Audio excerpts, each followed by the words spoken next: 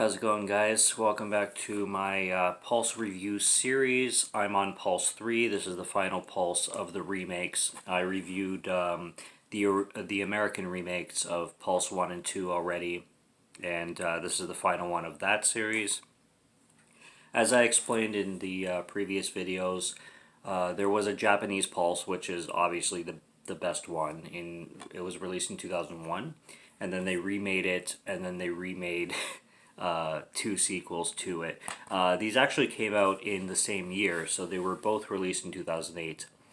And I'm a bad movie aficionado, so I like to discover, um, you know, all kinds of film. Anything horror. It doesn't matter if it's badly made or anything like that. I'll always give pretty much anything a chance. And sometimes, the thing about like B movies and stuff like that, sometimes they're just fun for what they are, and they're still enjoyable for everything. I will say this is better than Pulse 2. So there was an improvement on this one. It does also follow like um, like the story continues from Pulse 2. So you do follow the same girl. Her name is Justine, and it's the little girl from Pulse 2, and now it's her 7 years later as a 17-year-old, and it's basically following her story. So, getting started though, we start with this guy named Adam, and Adam has a relationship with this girl named Salwa, and Salwa lives in Cairo, Egypt.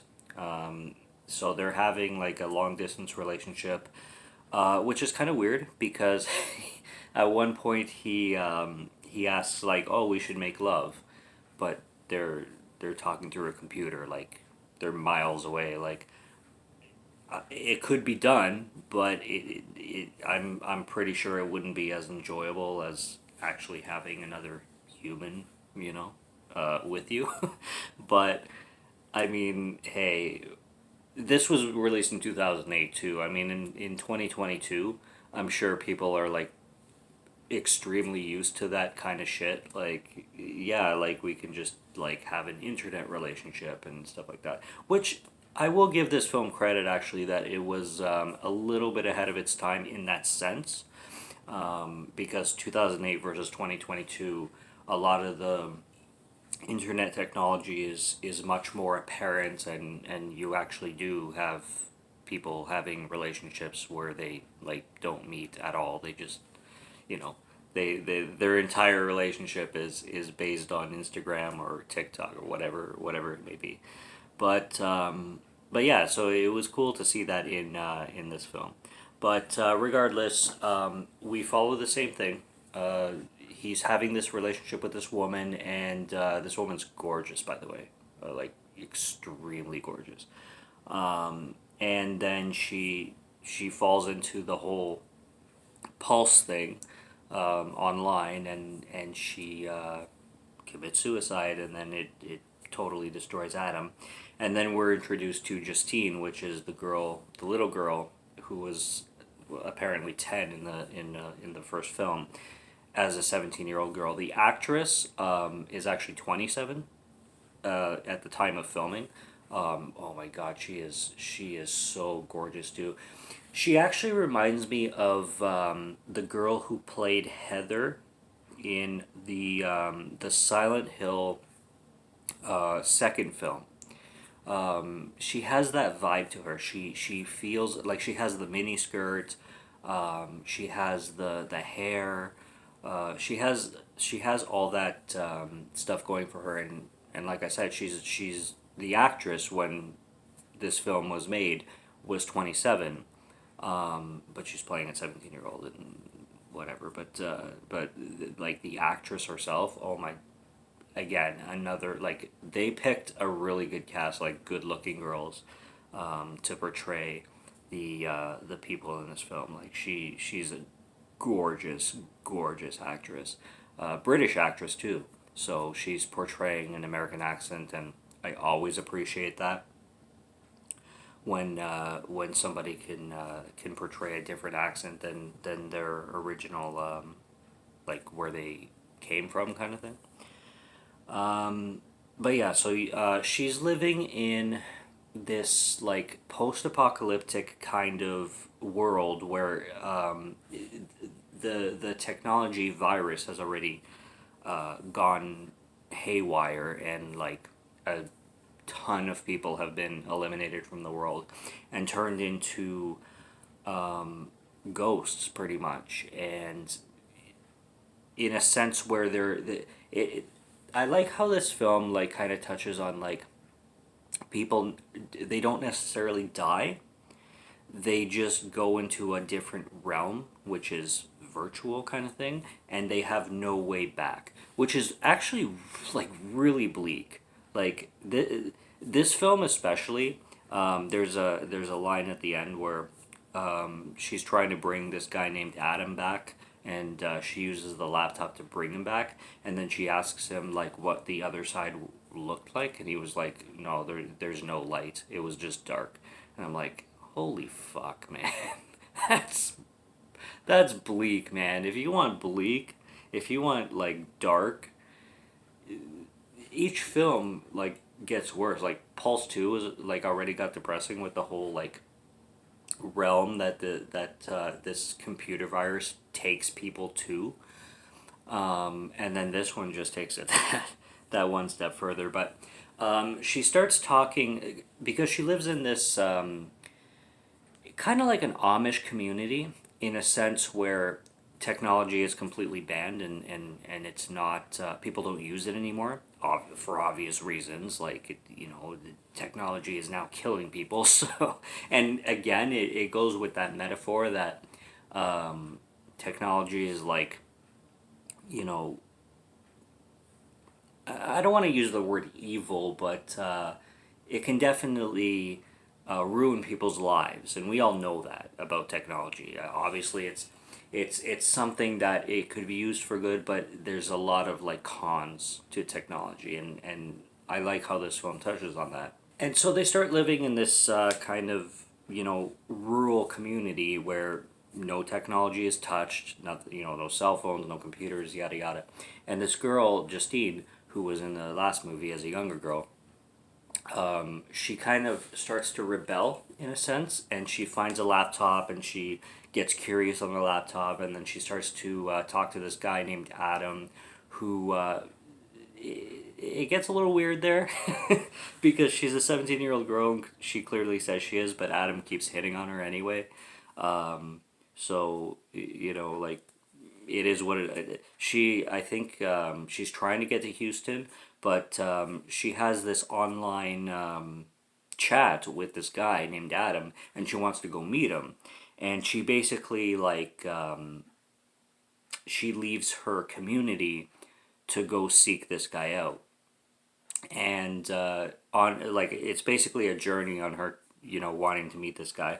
Eventually she meets a man named Mr. Wilkie, who allows her into the house, but he also ends up being pretty creepy himself. And he lost his wife to this computer virus, and she obviously committed suicide herself. And he, what does he do? He starts off by being very friendly, and he gives her food, he feeds the girl, he gives her a bed to sleep on, like whatever. But he wants to use her as like what would you call it? Like a vessel. He wants to use her as a vessel to bring his wife back, and he does. He chains her up, and he ends up being this like really crazy person. And he chains her up, and he uses her as a vessel to bring his wife back. And she comes back as a ghost. Again, the CGI is really, really bad in these films. So you kind of have to get around that. You have to accept them as they are. Again, the green screen is all over this film, just like it was in the second film. But when his wife comes back, he just wanted to see her again for a last time, or he wanted her back. And she comes back as this like ghostly image, like it looks like the Ring, like the Samara coming out of the TV, like it looks like this kind of kind like it looks really CGI, but it looks like a television like image kind of thing, like black and white. And she comes back and she just keeps repeating the way she took her life with a shotgun. It just she just does it over and over and over again. It's like playing her last moments of her life, and the husband like has to experience this again and again and again because the first time wasn't bad enough, and be careful what you wish for. Like he was dying to have his wife back, but what he got was his wife ending her life repeatedly. So I mean, like, and he did a good job portraying what he needed to.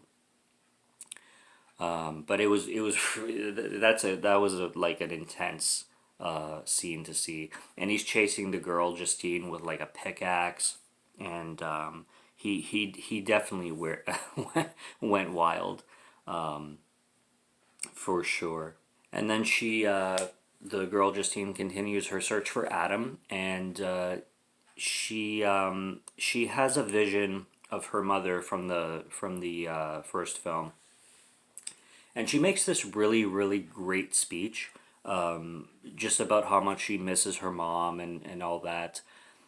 It's kind of weird that they didn't touch on the dad because like in the last film the dad kind of just let her go and let her, you know, put her on a bus and live free and be happy. But they brought the mom back, and they brought the original actress who played the mom back. So it's the same actress. She's just a ghostly figure in this film. But I just wish they would touch on the dad a little bit more, or if they were like, it would be better if they kind of brought like both of the people back. And the guy in the film, the guy in the second film, sorry, who played the guy who just dresses all in red, he comes back, and he's not in red this time, but he's just a crazy like conspiracy theorist. These films were filmed in the same year, but it's supposed to be 7 years later, so the girl has aged, but he hasn't aged a day because they were filmed at the same time. But oh man, he's crazy in this one. He discovers this like computer program that can bring the dead back, and he figures out how to do so. But he kind of keeps it as his like his rescue. Like if he were to cross to this other realm, he could bring himself back. He doesn't really use it as like saving the world. He just uses it for his own selfish reasons, so it's it's kind of weird. And he's keeping this young girl hostage, like she looks like she's in her early 20s or something like that. And he's keeping her in this closet, which he completely covered in red, because the virus can't penetrate red. That's how pulse works. The pulse can't penetrate red. So he's keeping this girl locked up in this closet that's completely covered in red and basically like a hostage. For no apparent reason. Like he just wants to study how you can you can stop people from crossing to the other side, the other like the whatever this computer virus makes people cross to. But then he locks Justine in the same room, so you have these two girls in the same room, and she like goes against his plans, so she starts peeling the red tape off the walls, and I'm I'm like, why didn't the girl just do that in the first place? Like, did she not think about it? Like it took Justine to be locked in the room to be like, it's a good idea, fucking with this guy and taking the red tape off the walls so that he can't get away with whatever the hell he wants to get away with. So I found that a little bit a little bit weird, but you have this whole like nuclear bomb story going off. Like nuclear bombs are the only thing that can like stop the pulse from happening, and then we eventually get to the end where Justine finally meets Adam, and she brings Adam to back to the world because she has that program that she stole from the dude, the red. I just call him the red dude. And she takes the computer program and then she brings back Adam. But Adam, like, they have this like huge moment where they're hugging and they're like, "Oh, it's so great to meet you," and then like literally like I'm pretty sure it was less than 2 minutes later, Adam ends up being a piece of shit where he got selfish. He only cared about himself. He started murdering people to send them to the other side, and he was just a piece of shit basically. And then she figures this out in literally like 2 minutes. The scene is so fast, and she's just like, okay, I want nothing to do with you. She you get that whole like, oh, the other side is just pure darkness and stuff like that. And then he does his whole thing where it happens in the other movies where he sucks the soul out of Justine, but she's fine afterwards. So I don't really understand the logic on that one too much. And then you have the whole like nuclear bomb thing happening, and nukes are dropped all over the world. Who's sending them? It doesn't say. It's, this movie just it's a B movie for sure, but it's more enjoyable than the second one, I would say, and it's entertaining. And I mean, fuck, like the main actress, holy shit, is she gorgeous? Like she is gorgeous, and she definitely reminds me of Heather from the same actress that played in Silent Hill 2. Even though Silent Hill 2 like is a pretty bad movie. It was filmed in my hometown though in Cambridge, so when I watch the movie, like I know all the locations. I've walked into the locations. I've walked down the streets where everything is taking place. I recognize like signs and buildings, like so I like it for that. But if it's gonna be Silent Hill 1 or 2, like the films, you want to watch one. You don't want to watch the second one. It's pretty bad. But anyways, that's Pulse 3. I liked watching this review series, and like I said, B movies. It doesn't necessarily mean that they're bad movies.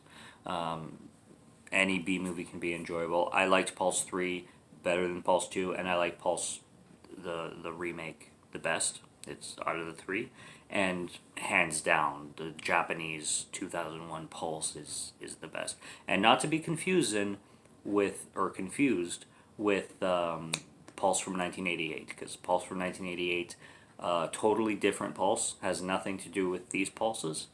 A little confusing, yes, but when it comes to this franchise, the 2001 Japanese foreign Pulse is the best. So, hands down, easily.